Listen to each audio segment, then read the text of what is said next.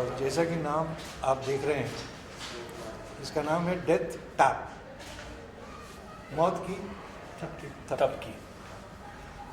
और इस कहानी को सारांश में अगर मैं कहूँ एक लाइन में, तो ये है कि क्या किसी को न्याय मिलता है? क्या किसी को न्याय मिलता है? फॉर एग्जाम्पल, सपोज एक क्राइम हुआ, एक मर गया और एक क्रिमिनल है। एक तो मुर्दा है, एक क्रिमिनल है। कोर्ट केस चला, न्याय किसको मिला? सजा हो गई तो क्या न्याय मिल गया? वो मर गया तो क्या उसको न्याय मिल गया? अगर इसको सजा मिल गई तो क्या उसको न्याय मिला? या वाइस वर्सा। अगर बाई चांस क्राइम करने के बाद कई बार ऐसा होता है कि क्रिमिनल को सजा नहीं होती है, बरी हो जाती है, क्यों? फिर किसको न्याय मिला? इसको न्याय मिला? नहीं मिला। सारांश यही है कि किसको, क्या किसी को न्याय मिलता है। सर, आज का जो ऑडिशन था उसके बारे में कुछ बताइए कि कैसे सिलेक्शन हो रहा है एक्टर्स का? हमने देखा देखिए, नहीं, एक्टर्स के सिलेक्शंस तो हो चुके थे, सिर्फ हमें ये कंफर्म करना था कि who will get which character. बाकी कास्टिंग तो हम कर चुके हैं, तो ये फाइनल है। कुछ नॉन फेसेस भी होंगे इसमें, लेकिन they are on as usual day to day work. Right. Himanshu sir, आपसे जानना चाहूँगा थोड़ा सा, अगर बताएं आपके कोलैबोरेशन के बारे में। एज ए एक्टर भी है आप, और जो एज ए प्रोड्यूसर भी सर के साथ में है। थोड़ा सा बताइए कि कितना डिफिकल्ट, कितना इजी है as a actor producer on board? Basically मैं सर से मिलने आया था एज ए एक्टर, मगर सर का नॉलेज और सर जैसे कम्युनिकेट किया और the whole experience based on that, तो सर से सीखने के लिए बहुत अच्छा था। और बात करते करते सर ने मुझे प्रपोजल मेरे सामने रखा कि I am just starting, so are you ready to join me. तो सर के साथ काम करना इज लाइक यूनिवर्सिटी में काम करना, तो बहुत कुछ सीखने मिले। So straight away I just give the go ahead for. तो सर, मैं आपसे जानना चाहता हूँ, जैसे आपने कहा क्या किसी को न्याय मिलता है? फिल्म का नाम है मौत की थपकी।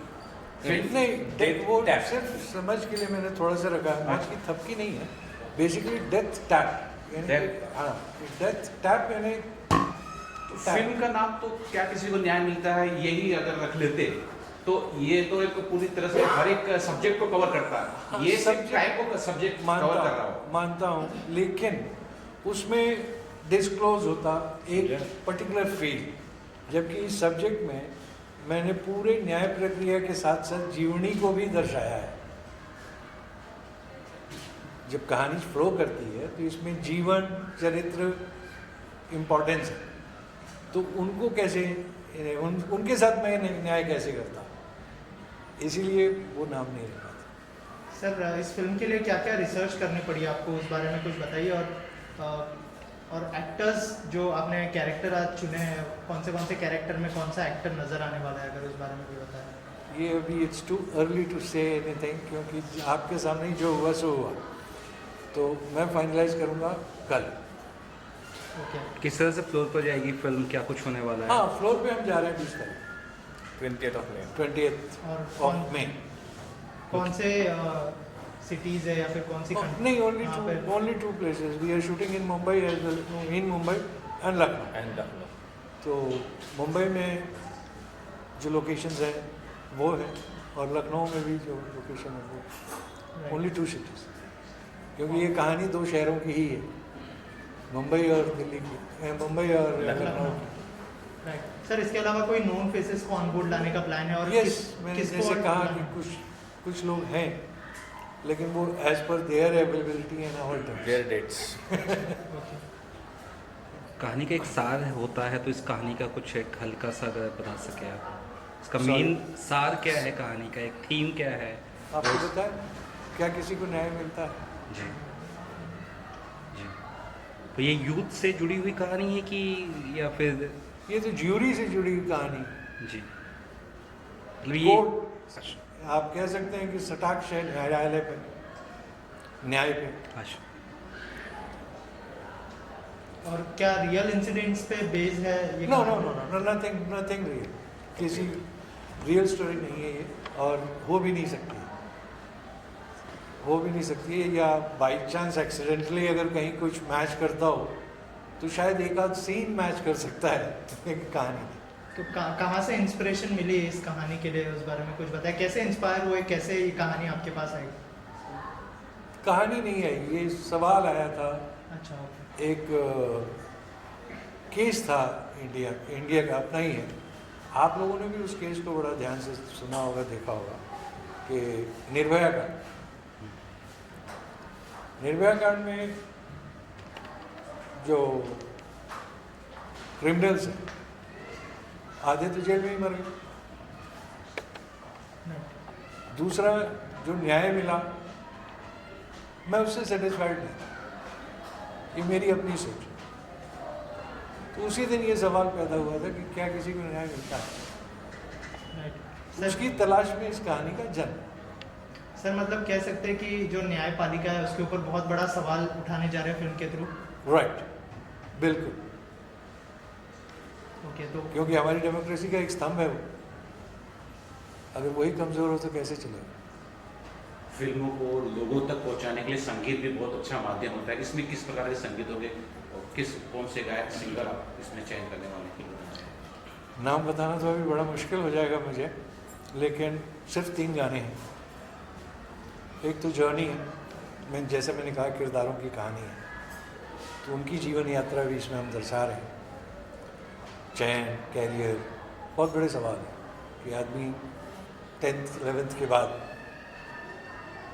एक कैरियर चूज़ करता है, कई बार वो सेटिस्फाइड होता है, कई बार नहीं होता है। कारण क्या है कैरियर्स को चूज़ करने का? ये कई सवाल हैं जिनके जवाब हम देते हैं इसमें। और सर लास्टली क्या मैसेज देना चाहेंगे ऑडियंस को? और जैसे मैंने कहा कि आप न्यायपालिका पर एक सवाल तो उठा ही रहे हैं, लेकिन साथ ही एक मैसेज भी जाएगा। साथ ही ये मैसेज यही जाएगा, क्या हमें न्याय मिलता है? ये हर इंसान को सोचने की चीज़ है, क्या हमें न्याय मिलता है? क्योंकि हम कहते हैं हम आज़ाद देश के नागरिक हैं, लेकिन क्या मिलता है? क्योंकि मैंने ये सुना है कि फिल्में जीवन को प्रभावित करती हैं। राइट। कभी कुछ होता है तो लोग बोलते हैं कि he was inspired by that film, he was inspired by that film, लेकिन 80% चांसेस मैंने देखा है कि only negative things are learn by the society from the film. क्या फिल्मों में अच्छाई नहीं दिखाई देती? तो मैं सबसे सवाल यही पूछने चला था, क्या किसी को न्याय मिलता है? Okay, thank you so much and all the best. So thank you so much for your question, sir, and I would like to answer it in such a way कि हम सभी लोग कहीं ना कहीं अपनी लाइफ में एक्टिंग कर रहे हैं, और मैं तो बहुत ज़्यादा खुश हुई ये सोच के कि एक कैमरे के माध्यम से आप करोड़ों लोगों तक पहुंचने का मुझे मौका मिल पा रहा है। एक आर्टिस्ट को कुछ नहीं चाहिए, एक अच्छा प्लेटफॉर्म और एक अच्छी कहानी चाहिए जहाँ पे वो लोगों को अपना टैलेंट दिखा सके। तो मुझे लगता है कि ये बेस्ट फीलिंग है इस पूरी दुनिया की एक्टर्स के लिए। तो सो या सर आप क्या कहना चाहोगे? सर मैं सिर्फ इतना ही कहना चाहूँगा कि पहली बार सर के साथ काम करने का मौका मिल रहा है, और एक्साइटेड तो है हम लोग, डेफिनेटली हैं, बट अभी तक जैसा कि उदय सर ने बताया कि कैरेक्टर्स नहीं पता कौन सा मिलने वाला है, बट जो भी मिलेगा हम अच्छे से निभाएंगे, और पूरी कोशिश यही रहेगी कि हम जो भी कैरेक्टर मिले जस्टिफाई कर पाएँ उसके साथ। और सॉरी आप लोगों के बारे में थोड़ा सा बता दीजिए कि कौन सी फिल्में की है या फिर डेब्यू है, वो भी शेयर कर दीजिए हमारी ऑडियंस के साथ। ओके, बेसिकली सर मेरे को तो 10 साल हुए यहाँ पे, and originally I am from Jaipur, और काफ़ी टीवी शोज़ किए हैं, और एक मेरी फिल्म आने वाली है, मैं डिस्क्लोज अभी तो नहीं कर पाऊँगा sir, but definitely I do, और काफ़ी अच्छा एक्सपीरियंस रहा है पिछले 10 साल का। और मैडम या so as you all know, मेरा नाम प्रगति चौहान है, मैं अलीगढ़ उत्तर प्रदेश से बिलोंग करती हूँ। मैंने जर्नलिज्म एंड मास कम्युनिकेशन की पढ़ाई की है, इसलिए आप लोगों से ज़्यादा कनेक्टेड फील कर पा रही हूँ एज वेल।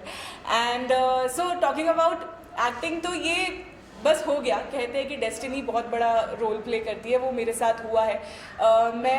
मेरा कोई ऐसा प्लान नहीं था कि मैं इंडस्ट्री में आऊँगी, बट या इट कम अक्रॉस कि मुझे मॉडलिंग के थ्रू चांस मिला, क्योंकि मेरी हाइट ठीक ठाक है, तो मुझे एक प्रोजेक्ट मिला। मैं उस टाइम दिल्ली में काम कर रही थी, एंड धीरे धीरे करते करते मुझे थिएटर्स में भी बहुत ज़्यादा रुझान आने लगा, मैंने थिएटर्स किया। उसके बाद I got some short films, ad films, music albums, वो मैंने की। उसके बाद मैं यहाँ मुंबई पहुँची, सपनों के शहर, जहाँ पे मैं आज आप सब लोगों के सामने हूँ। Thank you. ऑडिशन देखा छोटा सा आप लोगों का, क्या कहना चाहेंगे, कितने एक्साइटेड है आप लोग, और थोड़ा सा अगर अपने बारे में थोड़ा सा हमारी ऑडियंस को बताएं।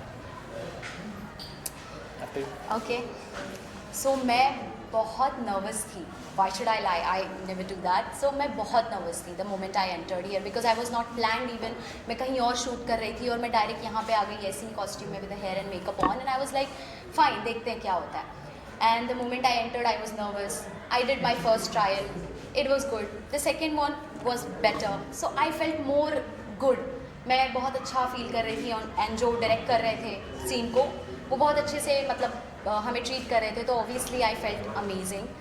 एंड मेरा ऑडिशन मेरे हिसाब से अच्छा गया है, बहुत अच्छा गया है। मैं और अच्छा कर सकती थी, but due to some time thing नहीं हो पाया।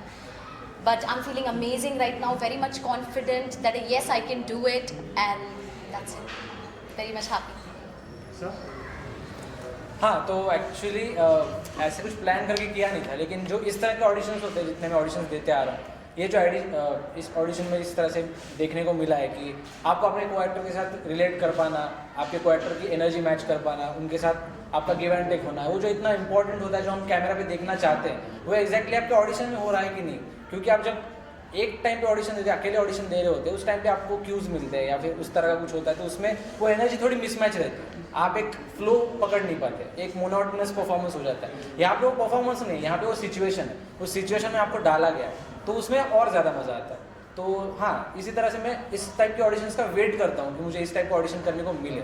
और हाँ, तो जितना मैंने परफॉर्म किया, आई थिंक मैंने एक ही सीन परफॉर्म किया, उसमें जितना हो सके मुझे लगा कि मेरी एनर्जी थोड़ी मे बी फ्लक्चुएट हुई है, लेकिन मज़ा आया। Hi, this is Nikita. I am from Pune. Actually, this is my first Hindi audition, so I was so excited. So अच्छा दिया, और बेटर कर सकती थी, बट लेकिन टाइम की वजह से या थोड़ी थकावट के वजह से थोड़ा इधर 19-20 हो गया, बट नेक्स्ट टाइम मैं अच्छा करूँगी। और या नाइस। Thank you.